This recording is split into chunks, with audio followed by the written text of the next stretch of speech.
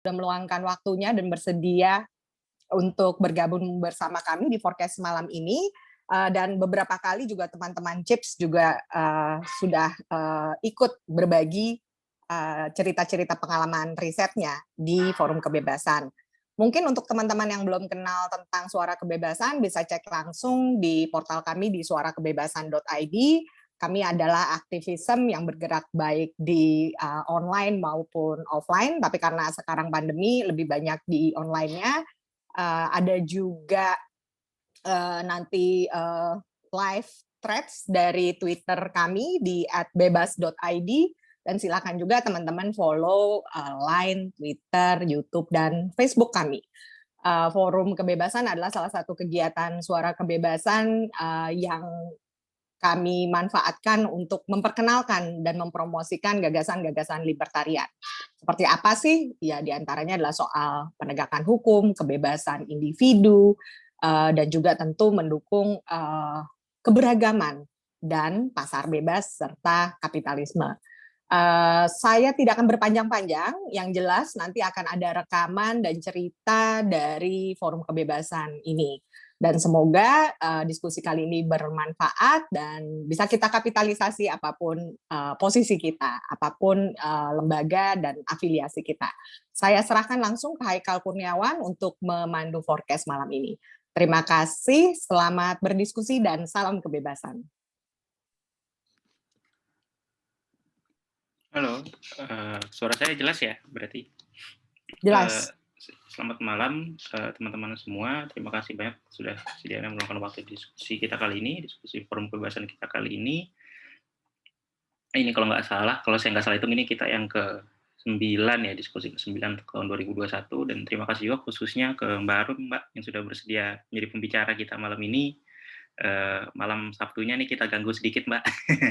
Sebagai pembicara, thank you banget sudah meluangkan waktunya. Nah, untuk topik malam ini kita akan berdiskusikan tema yang sebenarnya cukup kontroversial, cukup menimbulkan pro dan kontra, yaitu terkait dengan impor pangan. Bagi banyak orang mungkin impor pangan ini kebijakan yang cukup kontroversial karena dianggap merugikan produsen, khususnya para petani, dan ya yang itu juga akan memiliki dampak yang tidak baik untuk perekonomian Indonesia dan pada konsumen khususnya juga berdampak tidak baik. Nah, kita akan melihat sebenarnya gimana sih dampak dari kebijakan impor pangan ini khususnya terhadap konsumen di Indonesia, apakah membawa hasil positif atau hasil negatif, mana kira-kira benar. Dan diskusi kali ini bersama researcher dari CIPS, Center for Indonesian Policy Studies, Mbak Arum.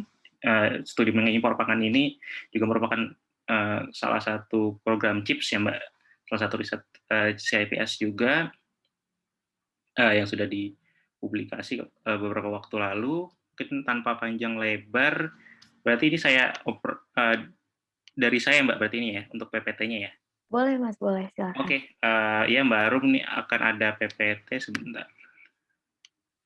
Akan saya operasikan terlebih dahulu.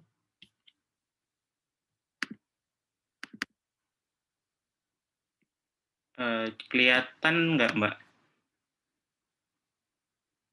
Kelihatan, Mas, kelihatan. Oke, tanpa panjang lebar akan saya persilahkan kepada Mbak Arum untuk memaparkan materinya. Dipersilakan, Mbak. Oke, baik. Sebelumnya mungkin, Mas, supaya lebih jelas bisa di-present aja kali ya?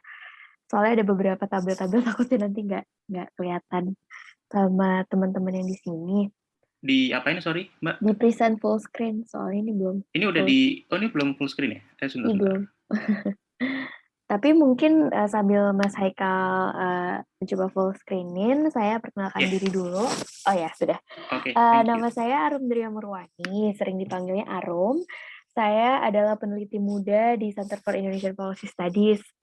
Untuk impor pangan ini sebenarnya baru banget bagi saya, jadi saya juga tertarik nih mendengar masukan dari rekan-rekan semua mengenai topik ini gitu. Jadi kita di sini diskusi aja, dan saya seperti namanya Forum Kebebasan, saya juga terbuka menerima kritik dan saran gitu ya.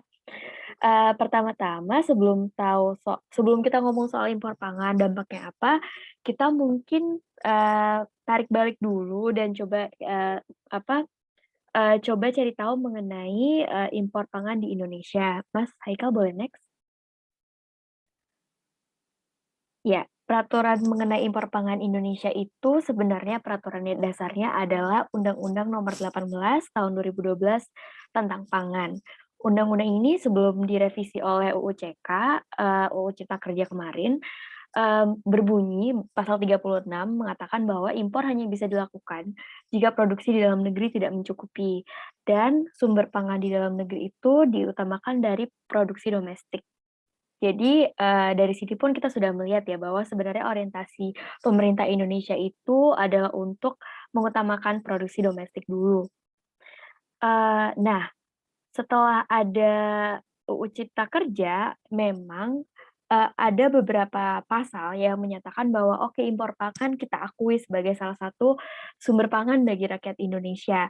Namun perlu diketahui di salah satu pasalnya, pasal 14, setelah direvisi nih UU pangannya, menyatakan bahwa sumber penyediaan pangan, yaitu produksi domestik, ada impor juga gitu dan lain-lain, dilaksanakan dengan memperhatikan kepentingan petani, nelayan, pembudidaya ikan, pelaku usaha pangan mikro dan kecil melalui kebijakan tarif dan non-tarif. Nah, di sini adalah keywords-nya, kebijakan tarif dan non-tarif. Mungkin Mas Haikal bisa next. Nah, jadi sebenarnya kebijakan tarif dan non-tarif itu apa? Itu adalah kebijakan yang digunakan untuk mengatur perdagangan internasional. Jadi secara umum perdagangan internasional itu bisa diatur dengan dua instrumen, dua alat kebijakan. Yang pertama adalah kebijakan tarif, yaitu pembebanan bea masuk di dalam border yang dikenakan atas impor barang dagangan. Yang kedua adalah kebijakan non-tarif. Kebijakan tarif ini sendiri biasanya eksplisit ya, jadi setiap negara itu punya, oh saya akan menerapkan tarif 5% terhadap apa gitu, dan ini juga diatur di bawah WTO atau World Trade Organization. Dan secara umum kebijakan tarif ini sendiri sekarang jumlahnya sudah berkurang karena banyaknya perjanjian perdagangan. Jadi kalau perjanjian perdagangan itu ada yang bilang free trade area, biasanya itu adalah perjanjian bagi negara-negara yang tergabung dalam area tersebut untuk membebaskan bea masuk atau tarif masuk atas barang yang diperdagangkan sesuai dengan perjanjiannya. Salah satu isinya seperti itu.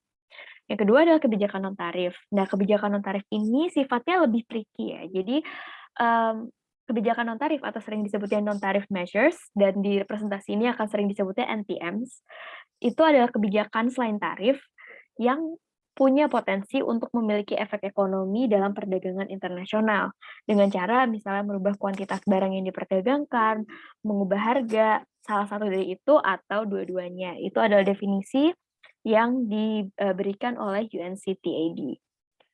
Boleh next, Mas? Nah, bentuk-bentuk non-tarif measures itu apa gitu kan? Kalau misalnya tarif kan udah jelas nih berapa persen atas berapa kilo barang misalnya. Sebenarnya kalau bentuk-bentuk non-tarif measures itu apa? Yang pertama, ini bisa dibagi menjadi dua secara umum. Yang pertama adalah teknis, kebijakan yang sifatnya teknis, seperti Sanitary and Phytosanitary Measures atau SPS. Ini contohnya adalah kebijakan-kebijakan yang biasanya digunakan untuk ensure bahwa pangan yang masuk ke Indonesia, memastikan bahwa makanan yang masuk ke Indonesia itu safe dan higienis gitu ya. Yang kedua, technical barriers to trade. Ini biasanya seperti hal-hal yang sifatnya teknis, kayak kalau misalnya mau masuk Indonesia, barang itu harus dilabeli oleh foto produk yang berbahasa Indonesia, seperti itu. Yang ketiga adalah pre-shipment inspection and other formalities atau INSP. Jadi pre-shipment inspection itu adalah inspeksi barang dagang yang dilakukan di pelabuhan negara asal barang tersebut sebelum dikirimkan ke Indonesia untuk diperjualbelikan gitu. Jadi di trace nih ini asal dari mana, perusahaan apa, belinya di mana dan segala macamnya. Dan yang kedua adalah non-technical measures. Non-technical measures itu yang pertama adalah price control measures atau semacam pajak yang digunakan untuk menetapkan harga gitu, untuk mengontrol harga. Yang kedua adalah licenses, quota, prohibition, and other quantity control measures. Ini contohnya adalah kuota yang kalau misalnya pemerintah sering dengar berita gitu ya, pemerintah memberikan kuota impor. Nah, ini adalah salah satu non-technical measures dari kebijakan non-tarif. Yang ketiga adalah charges, taxes, and other para-tarif measures. Jadi ini adalah pendapatan negara bukan pajak, ya kan, PNBP, tapi belum tentu soal tarif juga. Jadi kayak namanya pendapatan negara bukan pajak. Nah, ini lebih tricky untuk dideteksi dalam perdagangan internasional karena ini biasanya sifatnya tersembunyi gitu. Jadi harus baca dulu itu dokumen perdagangan internasional yang jumlahnya ribuan-ribuan halaman baru tahu nih kira-kira apa sih yang diterapkan di komoditas tertentu gitu. Lanjut, Mas. Nah, dalam perdagangan pangan, pertanian lebih tepatnya, NTMC itu banyak sekali dan termasuk yang paling dilindungi. Jadi bisa dilihat itu kita untuk all partners secara keseluruhan kita punya 446 kebijakan non-tarif. Ini terdiri dari kebijakan impor yang tadi saya bilang SPS, PBT, quality control, pest control, terus habis itu ada juga export measures gitu. Ada juga bilateral, jadi itu dilaksanakan secara bilateral antara satu negara dengan negara lainnya gitu. Lanjut.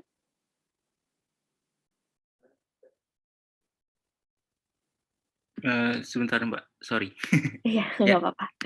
Nah, jadi ini untuk menjawab pertanyaan Mas Haikal, dan pertanyaan dari forecast hari ini, sebenarnya dampak kebijakan impor terhadap ketahanan pangan itu apa sih? Nah, kebijakan non-tarif itu meningkatkan harga pangan di tingkat konsumen. Nanti alasannya akan saya jelaskan lebih lanjut, tapi ini secara umum aja dulu. Yang kedua, karena dia menaikkan harga, dia berdampak negatif terhadap ketahanan pangan. Dan yang ketiga, sebenarnya peran pemerintah itu seharusnya apa? Bukan dengan merestrict market melalui kebijakan impor, tapi kami rasa akan lebih appropriate gitu ya, akan lebih efektif juga kalau pemerintah melakukan pendampingan untuk meningkatkan produktivitas di tingkat produsen dengan kebijakan-kebijakan yang berpihak pada mereka, alih-alih membatasi impor yang hanya akan menaikkan harga. Boleh lanjut? Jadi di tahun harga beras Indonesia itu termasuk yang paling mahal mungkin di Asia Tenggara gitu ya. Secara umum harga beras Indonesia di tahun 2010 41% lebih tinggi dibanding harga beras internasional, dan ini terus naik sampai sekarang harganya hampir 2 kali lebih tinggi dibanding harga internasional. Harga beras domestik menurut penelitiannya Ibu Felipa itu sekitar 11.700 per kilo, sedangkan harga beras internasional itu di sekitar angka 5.900. Jadi hampir 2 kali lipatnya. Lanjut, Mas. Dan ini adalah harga beras ini adalah salah satu komoditas yang paling banyak dikonsumsi oleh masyarakat Indonesia gitu ya. Jadi sangat penting dan sangat kalau misalnya ada isu impor beras itu kan gonjang-ganjingnya lama kayak kemarin kita baru lihat gitu. Jadi sekedar kami menggunakan beras sebagai ilustrasi karena beras merupakan salah satu komoditas yang paling dilindungi di Indonesia. Nah, kenapa sebenarnya kebijakan non-tarif itu meningkatkan harga? Yang pertama, membatasi supply. Jadi, kita tahu dan udah jadi rahasia umum kalau produktivitas pertanian Indonesia itu stagnan bahkan cenderung menurun. Sedangkan penduduknya makin naik. Ketika supply menurun dan demand-nya naik, maka akan terjadi kelangkaan. Nah, ketika kita harus menunggu kuota pemberian kuota impor dari pemerintah, ketika kita dihadapi dengan misalnya kalkulasi yang agak miss nih dari badan-badan pemerintah, akan terjadi kelangkaan sehingga akan berpengaruh terhadap peningkatan harga. Itu poin pertama, dan poin kedua yang mungkin agak terilustrasi itu harga gula di awal tahun 2020 bulan Maret, April harga gula itu sampai 17.000, sekitar 17-an ribu gitu. Padahal harga referensi, harga eceran tertinggi dari pemerintah tuh 12.000. Ini terjadi waktu itu kalau menurut anekdot yang saya dengar, ini terjadi karena, dan emang benar sih, pemerintah telat untuk memberikan izin impor. Pemerintah telat untuk memberikan izin impor di tahun tersebut. Biasanya bulan November memberikan izin impor untuk tahun berikutnya, ini baru di bulan Maret diberikan untuk di tahun 2020 gitu. Sehingga terjadi stoknya menipis, permintaannya tetap, dan waktu itu udah agak-agak menjelang Ramadan juga gitu. Jadi ada COVID segala macam, sehingga harganya langsung naik tinggi sekali gitu. Dan keterlambatan impor yang disebabkan oleh kebijakan non-tarif ini menyebabkan negara rugi sebanyak 303 miliar rupiah. Lanjut. Nah, kenapa? Terus selain itu, bagaimana cara non-tarif measures atau kebijakan non-tarif itu meningkatkan harga adalah pemenuhan syaratnya. Jadi kalau kita ngomongin kuota impor, tadi kan sudah diberikan, tapi kan ada juga kebijakan non-tarif yang lain, seperti misalnya pre-shipment inspection atau inspeksi yang dilakukan di pelabuhan negara asal. Itu menambah biaya yang dibebankan kepada importir atau produsen, pedagangnya, yang harus dipenuhi. Karena misalnya pre-shipment inspection, kita ngomongin pre-shipment inspection dulu. Pre-shipment inspection itu harus dilakukan oleh surveyor independen. Jadi bukan pemerintah Indonesia, bukan para penjual berasnya, tapi pihak ketiga swasta. Kan untuk meng-hire mereka juga butuh juga butuh biaya gitu. Selain itu yang pertama, yang kedua adalah biaya dwell time di pelabuhannya. Jadi ketika pre-shipment inspection itu dilakukan, otomatis komoditas itu harus ada dulu kan di pelabuhan untuk diinspeksi, dan itu menambah biaya sewa gudang gitu. Dan ada juga biaya-biaya lain yang terjadi karena keterlambatan pengiriman. Jadi perubahan-perubahan harga itu terjadi gitu. Atau misalnya untuk technical barriers to trade gitu. Kita harus mematuhi sertifikasi A, B, C, D, E gitu, yang memang secara untuk mengambil sertifikasi tersebut harus keluar biaya gitu. Dan biaya-biaya ini tuh sifatnya fixed cost. Artinya biaya-biaya ini itu tanpa seberapa banyak pun barang yang diimpor, biayanya akan tetap gitu. Nah, ini berbahaya karena justru mungkin efeknya kebalikan dari yang diintent oleh pemerintah. Kita pengen kita lebih swasembada, lebih mandiri. Tapi karena biaya-biaya ini, produsen-produsen dari negara lain yang sifatnya mungkin marketnya nggak begitu besar atau produksinya nggak begitu besar gitu ya, mid class lah, itu jadi takut untuk mengimpor ke kita karena biayanya besar, karena mereka impor tidak sebanyak itu dengan biaya yang sama. Dan jadi harga per unitnya akan mahal. Sedangkan kalau misalnya importir besar gitu seperti negara Australia gitu atau China, mereka bisa meng-afford biaya-biaya tersebut karena ketika mereka mengimpor dalam jumlah besar dengan biaya yang tetap, maka harga per unit akan tetap di harga murah, sehingga ketika mereka masuk market Indonesia, harga mereka akan tetap bersaing gitu. Jadi secara nggak langsung ini akan nge-drive out competition ya, akan membuat kompetisi untuk market Indonesia menjadi lebih sedikit, dan akhirnya Indonesia pun ketergantungan gitu. Boleh lanjut, Mas? Ini untuk ilustrasi saja. Selanjutnya ada proses impor daging sapi. Jadi kalau proses impor daging sapi itu butuh rekomendasi dari Kementerian Pertanian, surat persetujuan impor dari Kementerian Perdagangan, butuh inspeksi pra-pengiriman sebelum dilakukan pengiriman, lalu dikarantina dulu, surat keterangan impor dari BPOM, dan masuk ke Bea Cukai sebelum akhirnya masuk ke market gitu. Jadi di sini juga dilihat kan ada banyak sekali persyaratan yang harus dipenuhi, dan bukan tidak mungkin, walaupun mungkin tidak semua ya, bahwa persyaratan-persyaratan ini juga membutuhkan biaya untuk dipenuhi, dan biaya itu akan turun ke konsumen, dan akhirnya yang akan manifest di harga akhir, harga retail yang mahal. gitu. Lalu dampaknya buat Indonesia apa? Mungkin boleh next.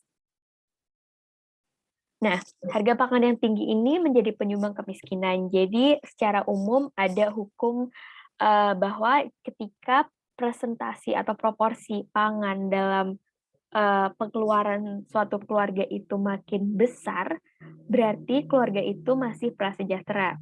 Jika dia bertambah income-nya, bertambah pendapatannya, maka proporsi makanan itu akan berkurang gitu. Jadi istilahnya sekarang makanan itu adalah basic banget survival kan, butuh untuk survival, sehingga ketika kita punya sumber daya yang sedikit, kita akan men-channel itu untuk pangan gitu. Tapi ketika kita punya sumber daya banyak, channel untuk pangan ya udah secukupnya aja, kita punya extra income yang kita bisa gunakan untuk hal-hal yang lain. Nah, rata-rata proporsi makanan terhadap pengeluaran di Indonesia itu 48,5%. Ini hampir setengah. Dan bagi desil pengeluaran terendah, proporsi meningkat menjadi 62,6%. Berarti apa? Jika harga pangan naik yang diakibatkan oleh misalnya instabilitas stok, gara-gara impor lama keluar izinnya gitu, itu akan sangat berpengaruh terhadap pengeluaran mereka, terhadap tingkat kesejahteraan mereka. Bukan tidak mungkin ketika harga pangannya tinggi, terus kayak kemarin COVID banyak pekerja yang dirumahkan, mereka tidak bisa lagi afford atau mereka tidak bisa lagi tidak mampu untuk membeli makanan untuk basic necessity-nya. Nah, ini sangat berpengaruh sampai ada penelitian dari Yusuf dan Samnar di tahun 2015 yang menyebutkan bahwa setiap 1% kenaikan harga pangan pokok, maka tingkat kemiskinan juga akan naik 1%. Gitu. Jadi saking pentingnya harga pangan itu terhadap kemiskinan. Nah, terus bagaimana dengan produsen dong? Perlu diketahui juga bahwa 2 dari 3 petani Indonesia itu merupakan net consumer, dan ini adalah dari penelitian yang dilakukan oleh ADB, Bappenas, dan International Food Policy Research Institute di tahun 2019. Jadi, kalau misalnya harga pangan tinggi, belum tentu juga mereka mengambil keuntungan dari situ, karena yang mereka konsumsi lebih banyak daripada yang mereka produksi. Itulah artinya net consumer ya. Jadi mereka mengkonsumsi pangan lebih banyak daripada mereka memproduksi makanan, sehingga harga pangan akan berpengaruh terhadap kesejahteraan mereka juga. Lanjut. Mungkin selanjutnya aku akan ngomongin dikit tentang konsep ketahanan pangan atau food security. Konsep ketahanan pangan itu berdiri di atas 4 pilar. Yang pertama, akses. Yang kedua, keterjangkauan atau affordability. Yang ketiga, penggunaan atau utilization. Yang keempat adalah stabilitas stok. Nah, jauh ini pemerintah itu dianggap terlalu fokus pada stabilitas stok, sehingga tidak memperhatikan elemen-elemen yang lain. Kenapa saya bisa bilang begitu? Karena walaupun secara statistik nih, kita punya stok untuk pangan sampai akhir tahun, tapi ternyata secara indeks ketahanan pangan dunia gitu, Indonesia masih di peringkat 65 dari 113, dan Indonesia masih di peringkat 70 dari 132 negara yang mengalami kelaparan gitu. Jadi 22 juta orang Indonesia mengalami kelaparan kronis di tahun 2016 sampai 2018, dan 28% anak di bawah 5 tahun menderita stunting. Ketika stabilitas stoknya sudah mencukupi di tingkat nasional, berarti kan ada yang salah dengan tiga pilar lainnya, yaitu misalnya akses, keterjangkauan, dan penggunaan. Kalau akses dan keterjangkauan itu mungkin sama ya, berarti mungkin agak mirip-mirip. Berarti apakah setiap orang mempunyai akses terhadap makanan yang bernutrisi, dan apakah makanan nutrisi itu terjangkau. Dan kita baru lihat dari presentasi barusan kalau misalnya salah satu hal yang bikin makanan tidak terjangkau itu adalah kebijakan non-tarif gitu. Yang terakhir, yang keempat adalah utilisasi atau penggunaan. Apakah makanan itu digunakan atau apakah kita makan untuk memenuhi gizi kita atau yang penting kenyang gitu. Mungkin next.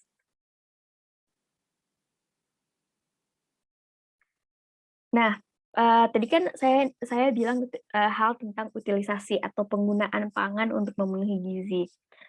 Jadi kalau misalnya harga pangan yang tinggi itu ternyata berpengaruh pada pola konsumsi dan akses penduduk terhadap pangan.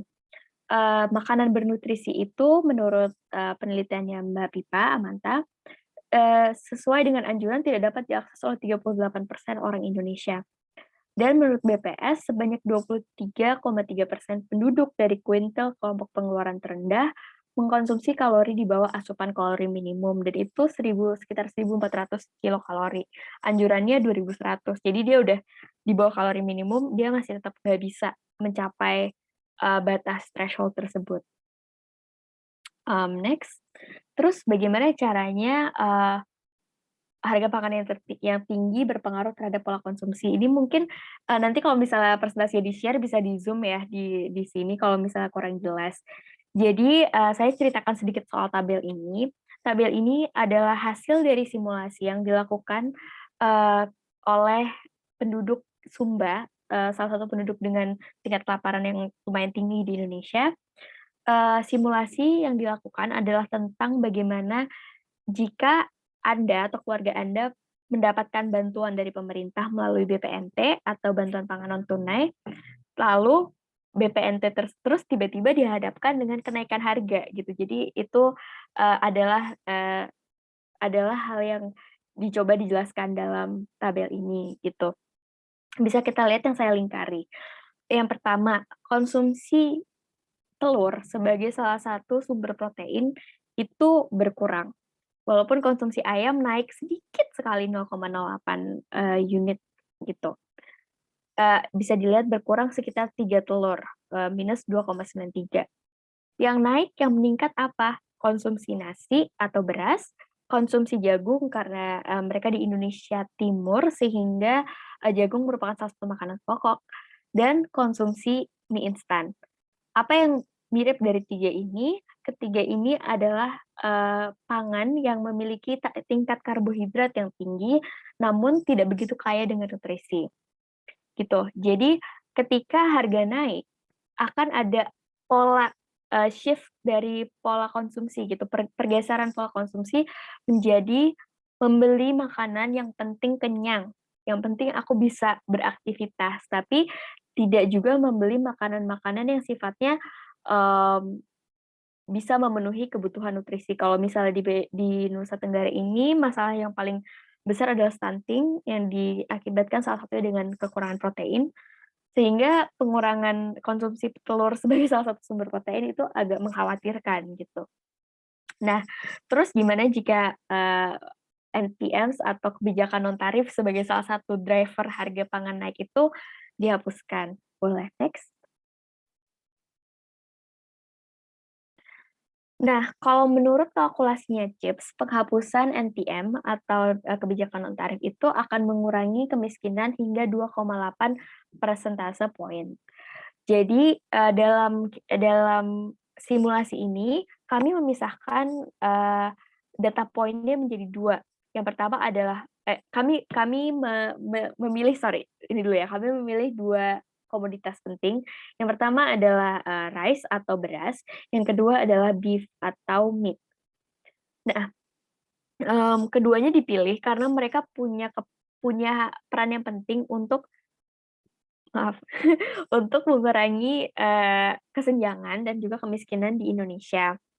Dan keduanya juga dipilih karena mereka berdua itu ada di spektrum yang sangat berbeda, di mana nasi atau beras adalah staple yang sering banget dikonsumsi sama orang Indonesia, sedangkan meat atau beef atau daging itu termasuk yang jarang sekali dikonsumsi gitu. Konsumsi kita per kapita termasuk yang paling rendah.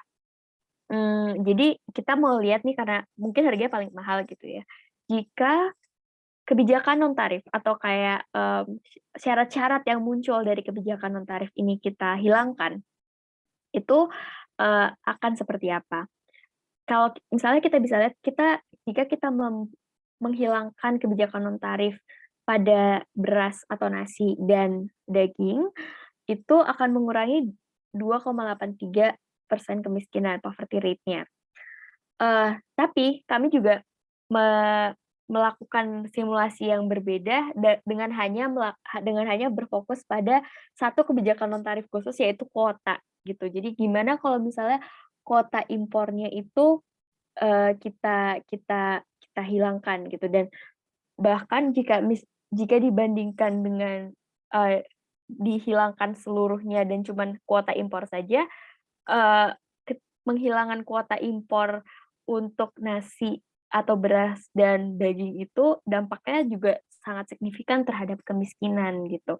Jadi bisa dilihat dari tabel ini bahwa kuota impor itu punya peran yang penting loh dalam ngedrive atau dalam menaikkan harga domestik.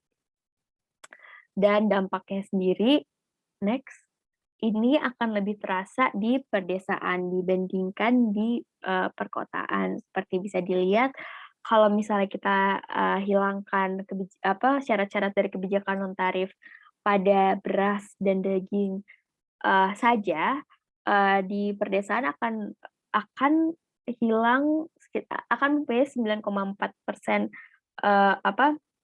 perubahannya. Sedangkan kalau misalnya di kuota restriction-nya juga akan berpengaruhnya lebih banyak di pedesaan gitu. Lalu apa yang bisa dilakukan pemerintah? Next. Jadi yang pertama tentu saja yang bisa dilakukan pemerintah adalah mengkaji ulang penggunaan sistem perizinan impor yang otomatis. Jadi nggak usah nunggu kuota dari pemerintah dulu, dan jadi setiap pengimpor yang memiliki izin bisa mengimpor gitu. Jadi market bisa lebih gampang untuk respon terhadap kekurangan stok, kekurangan produksi, dan harga di dalam negeri pun akan lebih nge-stabilize dengan harga di luar negeri gitu. Dan itu mempermudah proses impor sekali dan mengurangi biaya yang diakibatkan oleh proses perizinan yang berbelit-belit. Yang kedua adalah, sebenarnya tidak semua kebijakan non tarif itu quote and quote buruk gitu ya. Karena ada kebijakan non tarif yang memang sifatnya untuk menjaga kesehatan manusia, seperti tadi SPS, sanitary dan phytosanitary measures misalnya. Nah, jadi pemerintah tuh harus melihat juga, memetakan dampak kebijakan non tarif mana yang berpengaruh baik atau berpengaruh yang mempunyai efek distorsi pasar, supaya dapat mencapai tujuannya untuk melindungi keamanan pangan secara lebih efektif tanpa berlebihan mendistorsi perdagangan pangan domestik. Selanjutnya. Nah, mungkin selanjutnya lebih agak terdengar ini ya, klise, tapi memang pemerintah harus berpihak kepada produsen, tapi caranya bukan dengan membatasi impor, namun membuat kebijakan-kebijakan yang sifatnya investment terhadap pertanian domestik.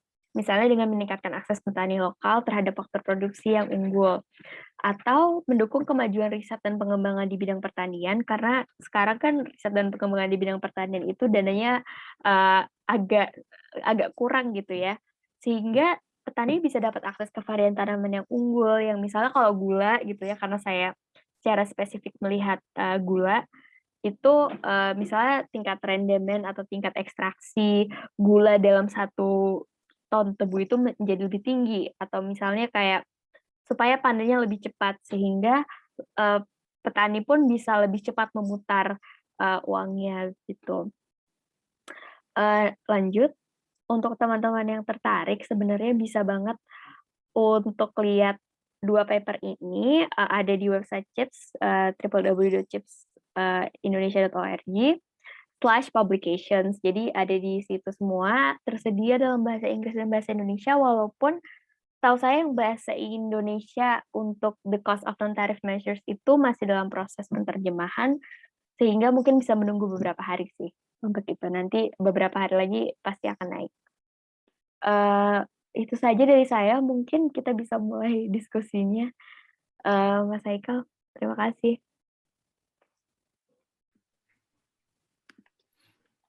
Oke, terima kasih banyak Mbak Arum tadi untuk presentasinya. Tadi sudah dibahas mengenai banyak hal, terutama terkait dengan kebijakan impor, dan juga tadi Mbak Arum di presentasinya sudah memaparkan mungkin beberapa kesalahpahaman yang terkait dengan pandangan anti impor kayak tadi misalnya kalau petani itu sebenarnya banyak yang net consumers gitu, banyak yang dari mereka nggak menikmati kalau seandainya harga pangan naik dan justru kalau misalnya harga pangan naik karena adanya pembatasan impor yang dirugikan itu justru yang paling merasakan ruginya itu mereka yang dari kelas mungkin dari masyarakat menengah ke bawah yang nggak bisa memenuhi karena nutrisi untuk keluarganya dan untuk dirinya harganya jadi semakin mahal.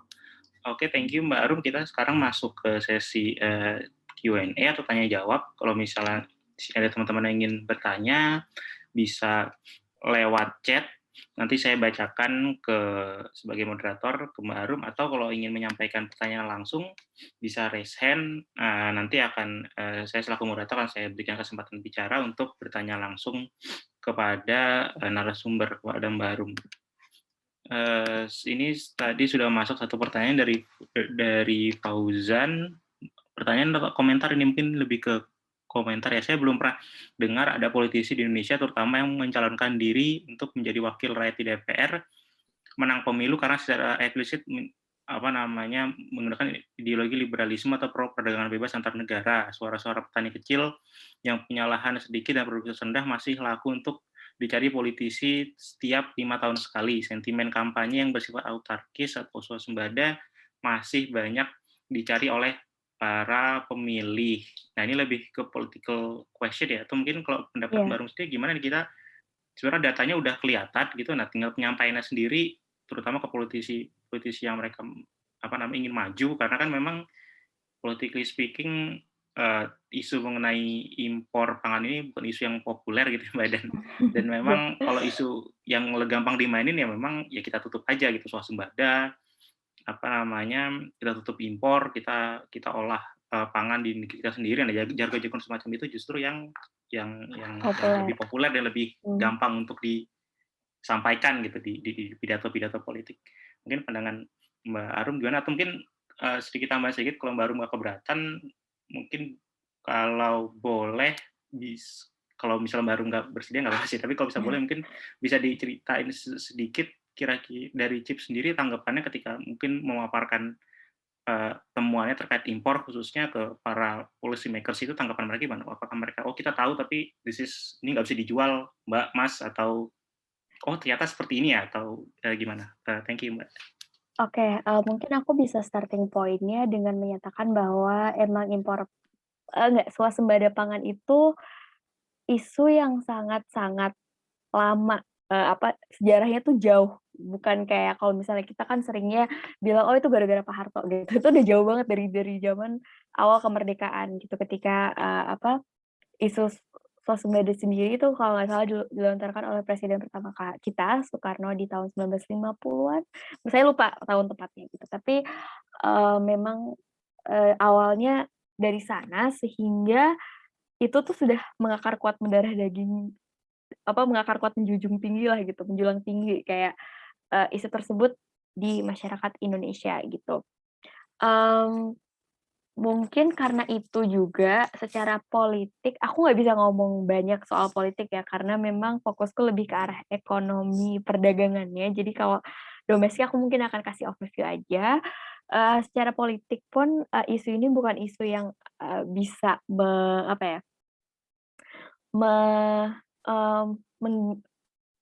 mengambil simpati banyak orang. Jadi kalau misalnya kita melihat politisi atau political actor sebagai orang-orang yang mencoba mengambil capital atau modal secara sosial gitu, ini bukan isu yang menarik untuk dijual memang gitu. Jadi mungkin tanggapan saya hanya sebatas itu, aku nggak mau bikin ngambil nama menyebut nama ataupun menyebut afiliasi pihak tertentu gitu ya. Terus yang pertanyaan yang kedua, itu ya, gimana tanggapan policy maker ya tadi kalau nggak salah.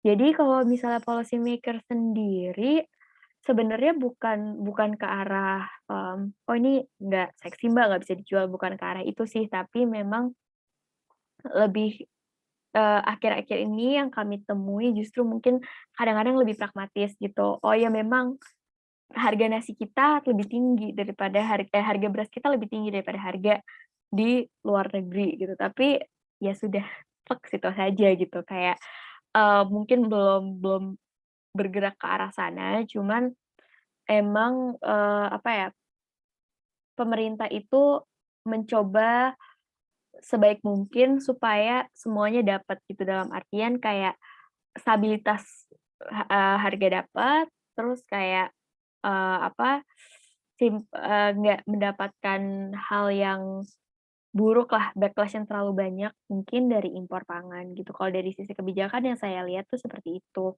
Karena sekarang misalnya Kementerian Pertanian itu sekarang mencoba untuk menaikkan investasi dalam negeri di dalam sektor pertanian gitu. Jadi kan judulnya tetap investasi, tapi yang darinya dalam negeri, sehingga itu bukan investasi asing gitu. Misalnya seperti itu. Jadi pemerintah tuh mencoba mungkin berenang di dalam kolam yang sudah disediakan gitu dari narasi-narasi yang sudah terbentuk di apa namanya, di dalam sejarah Indonesia ini gitu. Walaupun mungkin secara ekonomi gitu ya kurang bisa memberikan hal yang mereka inginkan dari kebijakan tersebut. Cuman ya I think kita juga they are only doing their best juga sih saat ini gitu. Gitu Mas Haikal. Oke, thank you Mbak Arum. Mungkin masuk ke pertanyaan pertama, ada teman saya Bill yang ingin bertanya langsung sebentar. Halo, Bill bisa Oke, udah nyala mikrofonnya ya. Halo. Malam Mbak Arum, thank you Haikal untuk pertanyaannya. Saya punya 2 pertanyaan, two-parter nih sebenarnya. Pertama, tadi kan dibilang pernah menyebut di slide-nya bahwa dengan adanya kebijakan impor pangan, bahkan itu dapat menguntungkan dan dirasakan benefitnya di pedesaan. Tapi bagaimana sih sebenarnya teknis kebijakan impor pangan dapat mensuplai pangan yang memadai ke pedesaan? Yang saya belum bisa visualisasikan itu supply chain-nya seperti apa. Bagaimana impor masuk, setelah itu bisa masuk sampai ke pedesaan. Kalau misalnya Bulog, kan mereka mungkin handle beras dan gula. Yang pernah saya baca itu Bulog pernah gandeng sama Grab untuk distribusinya, pernah gandeng sama JNE untuk distribusi beras bansos. Tapi untuk distribusi supply impor pangan lain-lainnya, bagaimana itu bisa ke perdesaannya sebenarnya, atau malah impornya itu jadinya pangan yang ditumbuhkan di pedesaan stay di pedesaan, orang-orang pedesaan bisa enjoy, terus tempat-tempat yang kebutuhannya ada baru make supply dari impor itu. Dan kedua, jika impor pangan nih spesifik hanya dilakukan untuk kebutuhan industri saja, ujung-ujungnya apakah itu tetap akan dan bukan untuk keperluan konsumen, jadi hanya untuk kebutuhan industri, apakah itu tetap bisa menurunkan harga konsumen? Oke. Mungkin aku coba jawab pertanyaan kedua dulu ya, karena mungkin yang pertanyaan pertama itu perlu dipikir juga. Gitu. Mungkin aku bisa kasih itu industri gula, Mas. Jadi Mas atau ya mungkin Mas Bill. Jadi kalau misalnya industri gula sendiri tuh ada 2 gula. Jadi gula mentah atau raw sugar itu diimpor menjadi feeder untuk industri gula rafinasi. Gula rafinasi ini digunakan untuk gula untuk produksi F&B gitu. Jadi raw sugar itu nggak diimpor untuk keperluan konsumsi masyarakat, nggak jadi gula putih itu. Maaf nyebut merek. Iya. Terus jadi yang kita lihat juga dari pemisahan itu, kita juga mengimpor gula putih tentu saja, cuman jumlahnya mungkin nggak sebanyak gula mentah gitu ya.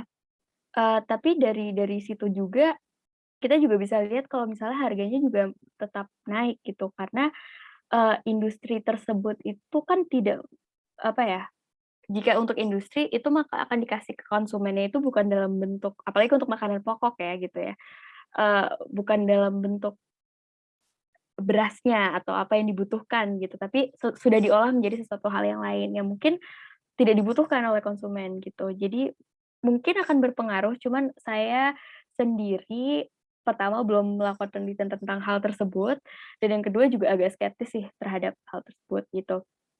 Yang kedua, gimana impor pangan itu teknisnya bisa sampai ke perdesaan gitu ya.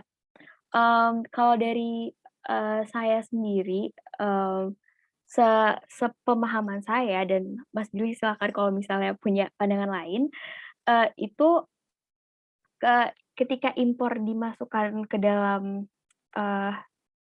dalam border Indonesia, ke dalam teritori Indonesia gitu, ketika itu dilakukan oleh misalnya pemain swasta, maka itu akan didistribusikan langsung misalnya ke daerah tempat pemain swasta itu berada gitu, geographic location-nya.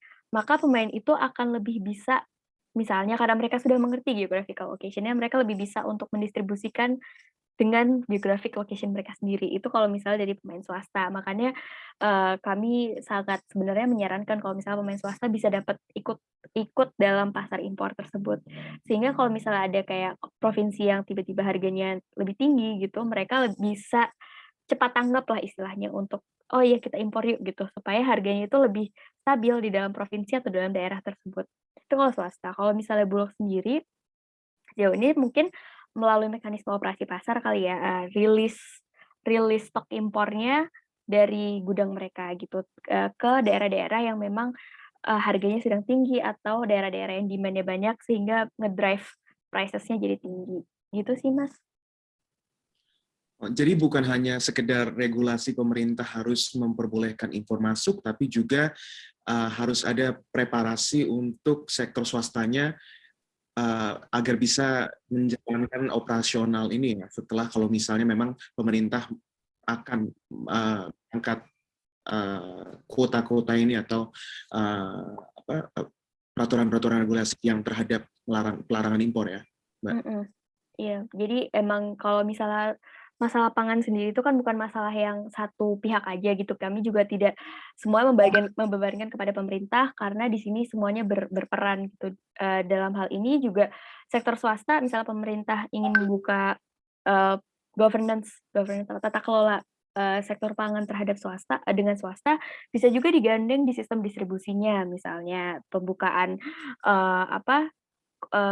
investasi di bidang cold storage atau misalnya lemari pendingin, supaya pangan yang diimpor tuh nggak cepet busuk. Jadi sehingga ketika masa kalau di Indonesia tuh ada masa tanam, masa giling, kalau gula ya, balik lagi ke gula, masa tanam, masa giling, masa panen gitu.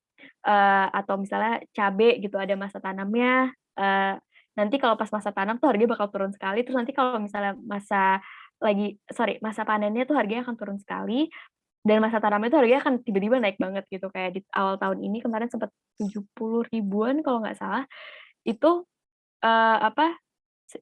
ketika kita menggandeng misalnya sektor-sektor yang memang lebih punya kapabilitas untuk nge-provide misalnya fasilitas storage yang lebih canggih atau fasilitas storage yang bisa menyimpan makanan untuk lebih tahan lama, maka stabilitas stok sepanjang tahun juga akan lebih lebih aman juga kan buat pemerintah gitu. Itu sih, Mas. Mungkin saya salah ya, tapi kalau untuk sekarang yang saya tahu program prioritas pemerintah untuk ketahanan pangan itu melalui food estate ya, Mbak. Bagaimana itu food estate? Dan keberlanjutannya gimana, sustainability-nya gimana, dan efektivitasnya kira-kira gimana? Kalau untuk food estate itu sebenarnya salah satu solusi yang secara langsung terlihatnya mudah gitu. Oh, kita kurang pangan, ya udah kita produksi lagi aja gitu. Tapi kan misalnya dari mulai pemilihan tanahnya, kan belum tentu juga tanah-tanah di luar Jawa itu sesubur di Jawa misalnya. Terus bagaimana dengan kualitas benihnya. Balik lagi tadi ke salah satu rekomendasi, kita juga sempat ngomongin soal research and development di bidang pertanian kan, karena itu salah satu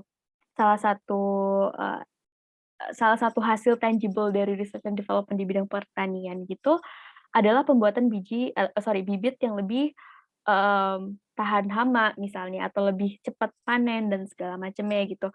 Jadi sebenarnya dan juga ada kekhawatiran hilangnya luas lahan untuk tutupan hutan kayak gitu-gitu. Jadi sebenarnya banyak sekali sih dampak dari food estate ini, walaupun secara kalau misalnya kita lihat aja secara dari luar gitu, oh ya, it's a very easy solution, tapi mungkin dampaknya juga belum tentu sesuai dengan apa yang diinginkan pemerintah gitu. Itu sih. Terima kasih Mbak Arum. Mohon maaf pertanyaannya banyak. Oh, nggak apa-apa, nggak apa-apa. Thank you Bill untuk pertanyaan, dan thank you Mbak Arum tadi untuk tanggapannya. Ada pertanyaan lagi dari kawan saya, Renaldi. Halo, Ray. Halo. Ya, jelas kok suaranya. Dipersilakan kalau ada pertanyaan atau komentar ke Mbak Arum. Wah, sorry karena saya bukan basicnya ekonomi ya. Saya di media. Cuma mau sekitar tanya masalah impor ya. Ya pertanyaan-pertanyaan sederhana aja. Kayak kemarin kan kita pas sebelum Ramadan kemarin, harga cabai itu kan yang jadi salah satu makanan yang nggak bisa lepas dari kita kan, harga melambung tinggi, lebih dari 100.000 per kilo itu pernah kan. Nah, di sini benar mungkin apa yang dikatakan Mbak Arum, di sini masyarakat desa itu untung besar. Banyak berita di beberapa media, termasuk di kami beritakan, di Jabar sendiri orang pada beli motor dan mobil, malah bisa beli motor dan mobil karena harga cabai melambung tinggi. Nah, tetapi untuk di konsumennya itu menderita sekali. Kayak misalkan ayam geprek dan juga pedagang di pasar itu malah anjlok karena nggak ada yang mau beli. Mereka mau beli apa karena sangat mahal. Itu yang pertama. Saya pengen tanya masalah yang itu ya Mbak ya. Gimana menurut pandangan Mbak masalah cabai itu kok jadi timpang, walaupun di produsennya bagus tapi di konsumennya malah merosot. Nah, yang baru-baru hari ini terjadi di Jawa Barat itu saat ini sedang ada boykot tahu tempe. Jadi pedagang tempe tahu itu sekarang lagi mogok produksi. Jadi mereka nggak mau lagi produksi tempe karena harga kedelai itu tinggi sekali, bisa di atas 10.000 bahkan 18.000. Nah, di sini kan pihak produsen yang notabene kedelai kita ini juga impor ya, impor kan kalau setahu saya ya, maaf kalau saya salah, mengimpor kedelai, tapi kenapa harga kedelai malah jadi tinggi sampai kemarin di pasar ada keruwetan di Ciamis khususnya karena tiba-tiba tempe hilang dari pasaran ini karena boykot para pedagang tempe, para produsen tempe yang harga kedelai melambung tinggi sehingga mereka tidak mau memproduksi diri. Dia pengen minta tolong ke pemerintah untuk mengatur harga pangan ini. Mohon jawabannya Mbak. Kami juga bingung nih untuk mengatasi masalah kayak gini, kan bingung juga. Kita hanya memberitakan saja kepada masyarakat gitu. Terima kasih Mbak. Makasih Mas Ray ya. Aku mungkin akan jawab pertanyaan pertama dulu nih tentang kenapa kok produsennya untung terus konsumennya rugi, dan mungkin dari situ muncul pertanyaan, oh kalau gitu kalau misalnya harga pangan naik kita juga menguntungkan produsen dong gitu. Perlu diketahui mungkin cabai itu adalah salah satu dari beberapa komoditas strategis yang unik. Uniknya kenapa? Karena masyarakat Indonesia itu suka cabai fresh. Jadi mereka nggak suka cabai yang udah dikeringin, nggak suka apa. Karena itu ketika kemarin itu lagi musim tanam, stok cabai itu kurang, kita nggak bisa impor. Karena kalau impor berarti cabai sudah tidak fresh lagi kan, dan masyarakat nggak suka gitu. Dari situ kita bisa lihat juga kalau gitu mungkin produsen juga punya karena tidak banyak diproses gitu ya. Jadi produsen juga punya kuasa yang lebih besar lah. Kuasa sih power yang lebih besar atas komoditas yang mereka produksi, sehingga mungkin menguntungkan produsen, cuman kalau konsumennya agak-agak jejeritan gitu. Walaupun ya sebenarnya balik lagi sih, kalau misalnya sistem pangan sendiri itu sama pihak-pihak yang bertanggung jawab seperti misalnya pemerintah atau misalnya pihak swasta, itu mereka sama-sama sinergi bareng-bareng untuk yuk kita bareng-bareng ngebenahin tata kelolanya, yuk kita bareng-bareng kerjasama di sini, instead of lihat pihak swasta atau pihak importir atau pihak lain sebagai musuh gitu, musuh quote and quote ya, atau sebagai pihak yang berseberangan, maka sebenarnya ini bakal bisa bersinergi lebih baik sih, dalam artian ketika harga naik pun, ketika musim panen pun misalnya kita udah punya ini berandai-andai kita punya teknologi, cold storage yang lebih baik gitu, sehingga, stok stabil sepanjang tahun gitu. Ketika masa panen pun, harga pun tidak akan turun banyak, dan ketika buat produsen, ketika masa tanam pun harga nggak bakal naik banget buat konsumen, dan itu akan lebih adil gitu. Kalau untuk, pertanyaan kedua untuk kedelai, kalau misalnya sejauh ini yang saya tahu dan pengetahuan saya sejujurnya untuk kedelai kurang begitu banyak, Mas, karena, balik lagi saya lebih banyak berfokus di gula gitu. Cuma nanti kalau misalnya Mas Ray punya pertanyaan lebih lanjut bisa ditujukan ke saya akan forward teman saya yang emang fokusnya di kedelai. Saat ini, harga kedelai dunia itu lagi mengalami kenaikan. Sehingga kalau misalnya kita bergantung pada impor, maka impor kedelai yang ada di Indonesia itu, akan berpengaruh akan dipengaruhi oleh kenaikan harga internasional itu, gitu. Itu sih, Mas, saat ini. Tuh. Oke, cukup. Terima kasih, Mbak. Terima kasih, Mbak Arum. Oke, thank you, Ray, dan thank you, Mbak Arum, tadi untuk tanggapannya. Ada pertanyaan yang lewat chat dari Pak Yusuf Bahtiar. Bagaimana menurut Mbak Arum terkait dengan IACPA atau perjanjian ekonomi antara Indonesia dan Australia yang menolkan tarif dari Indonesia, sementara di Australia tidak sepenuhnya bebas tarif. Amankah bagi industri dan terutama UMKM di dalam negeri? Dipersilakan Mbak Arum. Thank you. Oke, makasih. Ini mungkin saya akan coba jawab semampu saya, tapi tentu saja jika misalnya Bapak tertarik untuk mempelajari lebih lanjut soal IACPA, memang ada salah satu publikasi CIPS mengenai IACPA sendiri di laman website kami.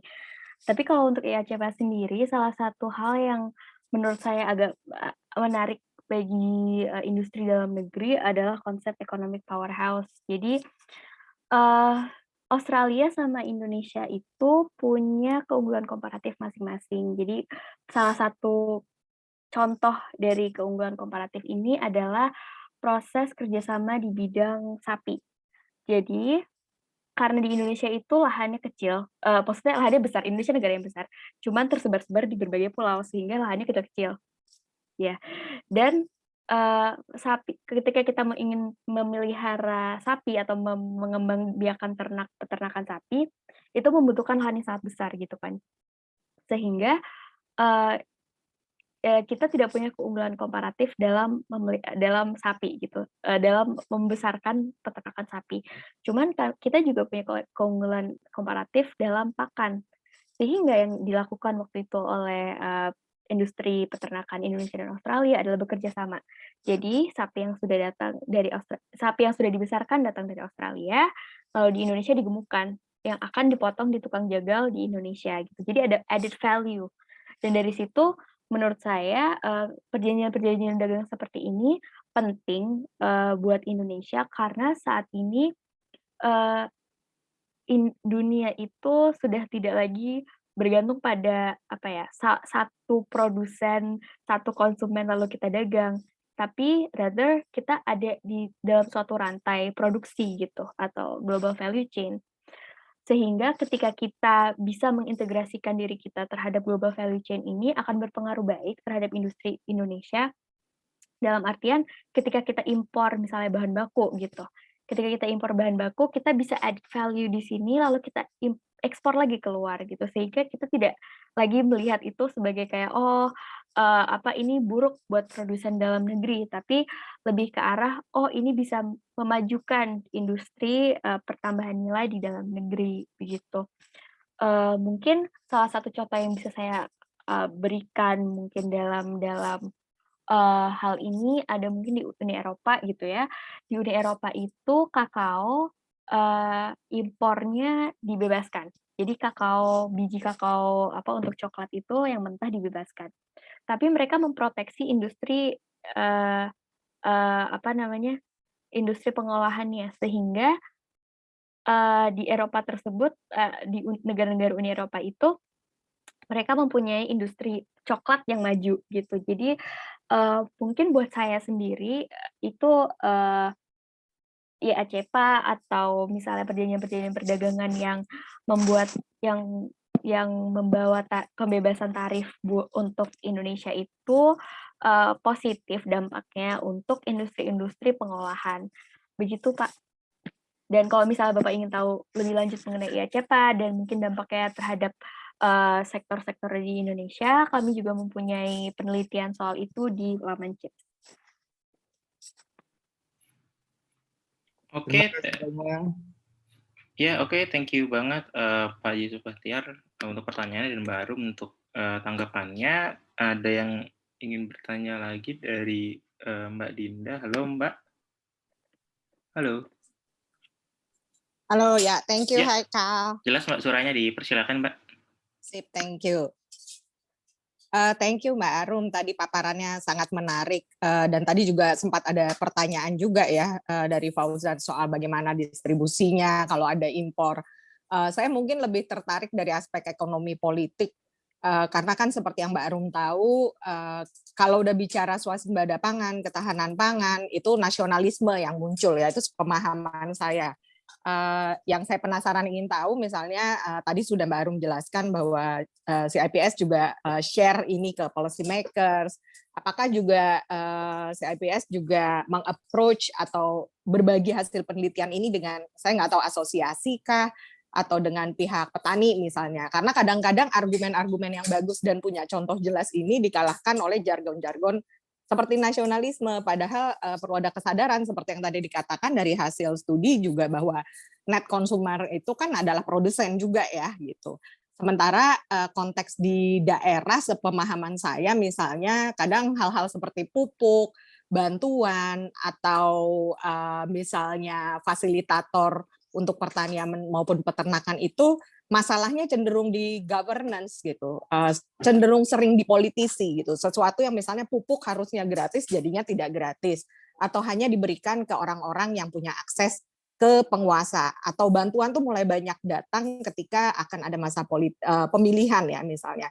Di sisi lain mungkin karena ketidaktahuan tentang informasi ini, yang terjadi adalah head to head antara produsen, ya ibaratnya misalnya ketika kita bicara soal impor selalu didudukannya antara pengusaha importir dengan petani yang lemah gitu, tapi tidak mempertimbangkan apa yang tadi disampaikan oleh Mbak Arum ya soal net konsumen dan sebagainya. Sementara tadi ada kebijakan atau rekomendasi kebijakan yang saya pikir sangat baik gitu ya, misalnya soal bagaimana pemerintah juga mendampingi, melakukan pendampingan karena isu pangan ini kan kompleks.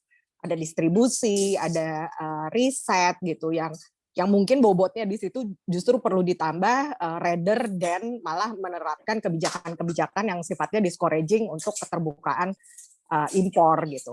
Karena tadi sebenarnya pertanyaan Bill itu juga menarik sih gitu, karena kita kan juga perlu tahu ya bagaimana sebenarnya ketika masuk di perdesaan bahan-bahan impor itu juga dikonsumsi misalnya, ataukah memang pasarnya memang bukan di perdesaan gitu, tapi di mungkin di masyarakat perkotaan atau urban lainnya gitu. Saya ingin tahu mungkin secara ringkas kalau dari pengalamannya Mbak Arum secara mungkin lebih banyak di ekonominya juga ya, misalnya bagaimana sih sebenarnya tanggapan produsen lokal gitu.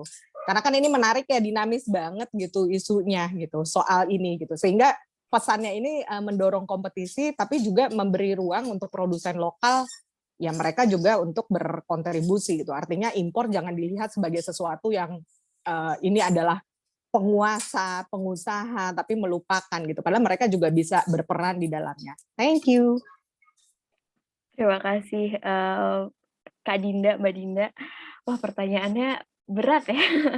Mungkin aku akan coba jawab ya sebisa aku. Kalau misalnya ditanya apakah CIPS sudah pernah mengkomunikasikan hasilnya kepada other than policy maker seperti kayak petani gitu, aku secara pribadi pernah membicarakan hal ini secara pribadi ya, karena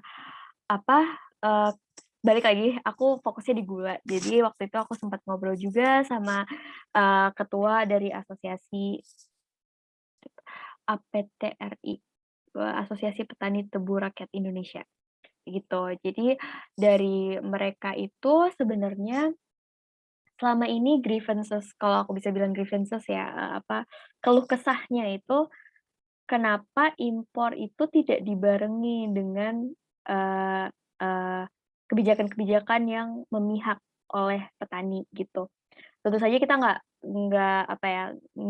naif karena kalau misalnya impor dibebaskan 100% saat ini juga nggak mungkin dan kalau misalnya secepat itu kita, turn back juga akan, banyak backlash-nya. Tapi, makanya kalau dari CIF sendiri ketika kami mendekati petani atau misalnya asosiasi industri, itu kami menekankan pada, pendampingannya. Jadi kira-kira sebenarnya, dari pihak petani atau pihak industri sendiri, apa sih yang, grievances-nya atau pain points-nya atau, hal-hal yang sebenarnya mereka harapkan bisa dilakukan secara lebih baik oleh pemerintah atau yang bisa mereka dapatkan dari pemerintah gitu.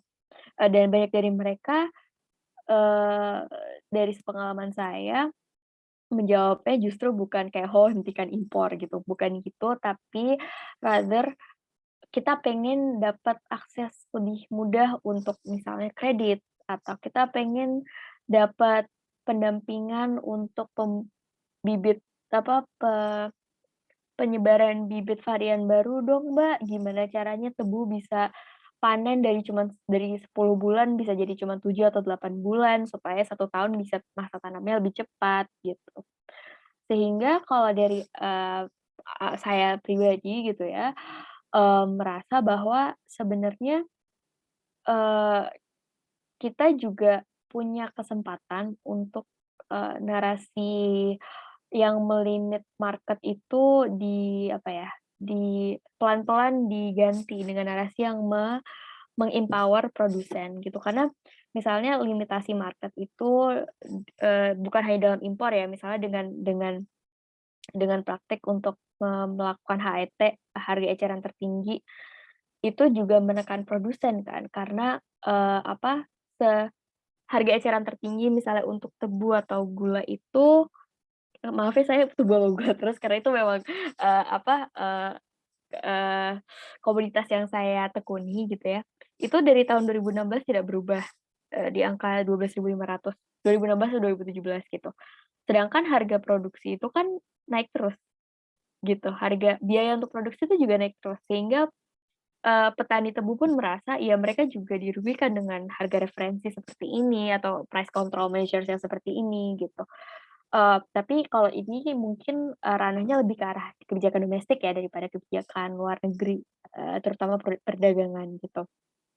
Jadi kalau dari aku sendiri sebenarnya, eee, narasi anti impor itu bisa eee, di dilembutkan dengan adanya keinginan dari pemerintah juga untuk mendampingi produsen gitu. Karena sebenarnya kan, kalau misalnya pun kita keluar-keluar 100% impor gitu juga, Indonesia, agriculture labor atau tenaga kerja di pertaniannya juga masih lumayan banyak gitu dan saat ini memang cenderung usianya lebih lanjut daripada yang usia muda sehingga mungkin mereka agak lebih sulit menerima perubahan-perubahan pandangan yang seperti ini. Cuman ketika misalnya pemerintah masuk dengan keberpihakan yang jelas ke arah produsen, dalam artian misalnya dengan, meningkatkan produktivitas atau, dengan kebijakan-kebijakan yang ingin meningkatkan produktivitas atau misalnya, reformasi kepemilikan lahan gitu, menurut kami itu akan membantu sih untuk mengurangi, eee, narasi-narasi kuat ini sih, Mbak, semoga menjawab ya, Mbak, ya. Thank you Mbak Arum, dan saya suka pesan bagian memberdayakan, karena ya cukup melegakan ya ketika dari asosiasi, setidaknya dari pengalaman pribadi Mbak Arum sendiri ketika berbicara, mereka malah bukan narasinya bukan soal impornya, tapi lebih bagaimana mereka bisa punya akses untuk produktivitas yang lebih tinggi. Sorry Haikal, saya mau nambah sedikit lagi nih pertanyaan, karena tadi sempat disebut juga soal cipta kerja ya Mbak Arum ya. Iya, di awal. Kalau kayak gitu, nah kan Ciptaker itu kan sebenarnya juga banyak penolakannya nih, meskipun kami tidak ada di dalam posisi itu ya, tapi bahwa kami mengkritisi soal prosesnya yang bermasalah, itu iya. Tapi dalam konteks pangan sebenarnya sejauh mana sih undang-undang ini akan mempengaruhi kebijakan impor Indonesia? Karena yang menarik kan katanya secara konten sebenarnya lebih terbuka ya, kemudahan perizinan dan sebagainya. Tapi kan secara diskursus kebijakan publik kita tuh masih kuat hal-hal seperti ya itu swasembada gitu. Sementara dalam realitasnya kan memang kompleks ya. Artinya swasembada itu tadi ada pertimbangan juga kan tadi soal soal gimana produsen juga bisa diuntungkan, perlu ada keberpihakan. Tapi di sisi lain undang-undangnya seperti itu gitu. Saya sih juga agak berpikir ya bagaimana refleksi terhadap undang-undang Ciptaker yang nuansanya mungkin pro market, tapi di sisi lain diskursus kebijakannya tuh sangat nasionalis ya. Saya juga tidak bilang ini kan konteks karena di Indonesia gitu, tapi bagaimana caranya agar hal seperti impor pangan ini juga dimungkinkan gitu. Ya karena kita realistis saja, kita bicara soal harga beras yang tinggi, kita juga tidak kompetitif dan kebutuhan kita tuh masih makan nasi lah ya. Itu yang berat gitu. Karena kalau obrolan bercandanya sama teman-teman aktivis tuh kalau beras kurang bisa revolusi nih gitu. Dan ya itu dia, itu bahayanya dipolitisir. Dan ya itu, menurut saya bagaimana sih kalau pendapatnya Mbak Arum dari aspek ekonomi deh misalnya terkait Ciptaker dan impor pangan ini. Thank you. Thank you pertanyaannya Mbak Dinda. Aku panggilnya Mbak atau Mbak aja ya? Bebas. Oh bebas. Mbak Kak juga bebas. Oh ya, suara kebebasan. Yes, silakan. Jadi kalau misalnya untuk Cipta Kerja sendiri, jadi kan memang dari tadi sudah dibilang juga sama Mbak Dinda gitu ya, kayak di awal prosesnya sangat dikritisi karena tidak transparan dan sempat ada 5 draft yang berbeda gitu. Saya waktu itu ikut menganalisis gitu kayak, ada draft baru gitu. Jadi dari 5 draft itu yang poin yang ingin saya sampaikan adalah ketika awal kami quite hopeful gitu, sangat lumayan berharap karena di UU CK-nya sendiri di mana namanya di teks draft awalnya sendiri itu impor pangan diakui sebagai salah satu sumber pangan nasional. Dulu itu nggak diakui. Jadi impor tuh cuma boleh dilakukan ketika sumber pangan nasional tidak mencukupi gitu. Tapi ketika UU CK muncul, kita udah boleh impor pangan dan mungkin kalau misalnya ada juga pembolehan impor benih, bibit untuk hortikultura misalnya, pembukaan investment cap atau batas maksimal kepemilikan asing misalnya di hortikultura tadinya cuma 30%, sekarang dibebaskan gitu. Awalnya kami hopeful, tapi pada akhirnya kan kita ada ininya ya, ada peraturan pemerintah turunannya. Dan setelah dilihat-lihat juga sebenarnya sama aja sih, sama sebelumnya gitu. Jadi memang masih harus butuh misalnya PSI, inspeksi sebelum dikirimkan, masih butuh kuota impor, masih butuh, perizinan impor yang walaupun sekarang mereka bilangnya pemerintah, dikasih ke pemerintah bukan ke kementerian apa, cuman, karena mereka sedang membuat OSS gitu ya, karena pemerintah sedang membuat OSS, sehingga kami mengharapkan seenggaknya ini, jadi satu langkah, seenggaknya sebagai, usahalah untuk pemerintah untuk walaupun tidak liberalisasi 100%, cuman untuk mempermudah prosesnya untuk importir misalnya gitu. Karena memang iya sih, banyak narasi-narasi di situ yang pro market sekali, seperti itu pembebasan investasi atau misalnya pembebasan impor bibit gitu. Tapi memang dalam peraturan turunannya mungkin ini bisa aja berubah gitu. Mungkin yang menarik itu di hortikultur ya, izin cerita. Kemarin itu salah satu yang kami flag itu ya ketika di hortikultur ada foreign investment cap 30%. Jadi kalau misalnya asing hanya boleh memiliki maksimal 30% dari industri usaha hortikultur di Indonesia. Pas lagi di UUCK-nya itu dihapus, cap itu dihapus, tidak ada tidak ada di itunya peraturannya. Terus pas peraturan presidennya keluar, tiba-tiba ada lagi. Tiba-tiba ada lagi itu muncul.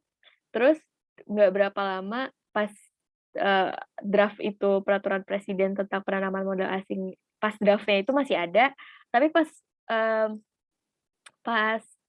pengesahannya itu draft yang sudah disahkan tiba-tiba hilang lagi. Jadi kadang-kadang semenantang itu dalam artian kayak regulasi dan konsistensi regulasi dari Indonesia itu sangat semenantang itu sih Mbak, ininya, apa, dinamikanya gitu. Itu sih mungkin dari saya. Thank you banyak Mbak Erum, sangat menarik ya, terutama tadi di proses yang tiba-tiba ada, tiba-tiba nggak ada gitu. Jadi saya pikir makanya untuk pihak yang pro dan kontra terhadap Undang-Undang CK maupun Undang-Undang Pro Pasar keseluruhan sih perlu berhati-hati, karena kan undang-undang hanya memberikan tataran yang umum ya, karena yang mengerikan justru di tatanan teknis, which is Undang-Undang CK itu karena dia menghapus banyak sekali ketentuan, tapi dia menghasilkan juga anomalinya adalah perlunya ada juklak-juknis dari peraturan yang lebih banyak lagi, yang ratusan, dan itu yang sebenarnya harusnya kita kawal gitu, karena di tatanan governance-nya ya teknis kan lebih terasa, seperti yang tadi Mbak Arum bilang, di CK-nya gimana, atau di perpresnya gimana, di PP-nya bagaimana. Oke, thank you, saya kembalikan ke Haikal. Oke, thank you banget Mbak Dina untuk pertanyaannya dan komentarnya, dan thank you banget Mbak Arum tadi untuk tanggapannya. Mungkin karena kita sudah mau masuk jam 9 nih Mbak, ini pertanyaan terakhir Mbak Arum dari Mas atau Pak Alvin itu di chat pandangan dari CIPS atau Mbak Arum mengenai kebijakan impor pangan, apakah sudah tepat untuk memenuhi kebutuhan pangan atau menstabilkan harga pangan, atau lebih tepat dengan kebijakan swasembada pangan atau food estate? Terima kasih. Mungkin jawabannya nanti sekalian sama closing statement ya, kalau Mbak Arum nggak keberatan. Silakan Mbak Arum. Baik, terima kasih Mas Haikal. Kalau misal ditanyakan sudah tepat atau belum, bagi saya masih bisa diperbaiki lagi dan masih perlu diperbaiki lagi. Jawabannya tentu saja karena tadi sudah sering disebutkan kalau sistem pangan itu adalah masalah pangan dan pertanian itu adalah yang sangat kompleks, sehingga menurut saya bukan hanya tidak hanya dikotomi antara apakah kita harus impor seluruhnya atau kita harus swasembada gitu, karena kedua-duanya pasti punya positif sama sisi negatif. Yang bisa dilakukan untuk menjaga ketahanan pangan itu kembali lagi dengan misalnya mengkaji ulang kebijakan impor yang memang punya efek distorsi pasar yang tinggi, itu bisa dipertimbangkan ulang lah oleh para pemangku kebijakan. Itu yang pertama. Yang kedua, juga pendampingan dari petani, supaya petani dari sisi produsen, supaya produsen, petani, mungkin juga industri yang memproduksi atau menggiling gitu, juga bisa lebih berdaya, produktivitasnya juga meningkat. Mungkin dilihat juga dari sisi distribusi gitu, gimana caranya supaya stok yang ada di produsen bisa secara aman sampai ke tangan konsumen dan dengan cara yang lebih dengan waktu yang mungkin lebih bisa lebih tahan lama gitu. Mungkin itu Mas Kak Alvin, Liasa, semoga menjawab. Jadi kesimpulannya sebenarnya balik lagi kebijakan pangan itu adalah, atau sektor pangan, sistem pangan itu adalah hal yang sangat-sangat kompleks, banyak sekali elemen yang ada di dalamnya, ada kesehatan, pertanian, misalnya, terus ada juga kesejahteraan rakyat, kesejahteraan masyarakat, sehingga untuk membangun sistem pangan yang misalnya resilient, terjangkau, sistem pangan yang aman untuk semuanya, itu nggak bisa satu dan lain pihak itu saling berseberangan gitu. Jadi menurut kami harus juga dilakukan kerjasama antara pemerintah dengan produsen, dengan pihak swasta, dengan pihak importir, bahkan dengan negara-negara produsen luar negeri, untuk membangun sistem pangan Indonesia bareng-bareng dari dalam dan dari luar juga, supaya sistem pangan kita tuh bisa kuat dalam menghadapi krisis seperti kemarin ada pandemi, gitu. Mungkin kalau misal dari aku itu aja. Jika teman-teman pengen tahu lebih banyak mengenai analisis CHIPS tentang pangan Indonesia, bisa ke www.chips chips-indonesia.org/publications. Itu banyak hasil penelitian-penelitian kami tentang komoditas-komoditas di Indonesia.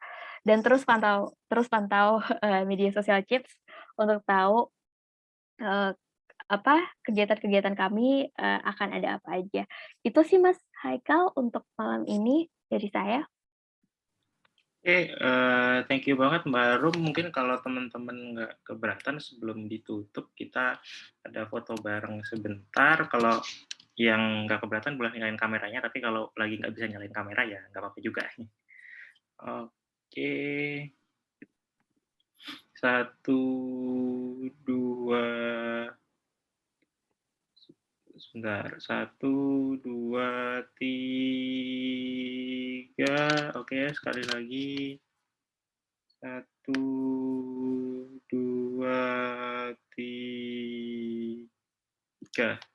Oke, thank you banget Mbak Rum, thank you banget teman-teman sudah bersedia meluangkan waktunya di diskusi kita kali ini. Thank you juga Mbak Rum tadi untuk presentasinya, untuk pemaparan materinya. Thank you banget. Diskusi ini direkam dan nanti seperti biasa akan di-upload di channel YouTube kita di Suara Kebebasan, dan untuk story-nya nanti akan juga ditampilkan di website kami di www.suarakebebasan.id. Mengenai cerita diskusi kita kali ini, thank you banget teman-teman, thank you banget Mbak Rum sudah bersedia meluangkan waktunya di diskusi kita kali ini. Thank you. Sampai jumpa lagi di diskusi kita selanjutnya. Kita biasa di Suara Kebebasan diskusi itu setiap hari Jumat, Mbak Rum, 2 minggu sekali atau sebulan 2 kali. Ya tema-tema dibahas ya tema-tema politik, sosial, ekonomi, dan juga pernah juga terakhir itu tema tentang international relation, hubungan luar negeri dari perspektif ide kebebasan, civil liberties dan market economy. Thank you banget. Sekali lagi saya atas nama Suara Kebebasan terima kasih kepada teman-teman dan kepada Mbak Rum. Sampai jumpa di diskusi selanjutnya dan semoga selalu sehat. Amin. Terus, Terima kasih. amin. Thank you. Thank you Mbak Rum. Thank you Kak Dinda. Makasih. Iya. Keep in touch. Izin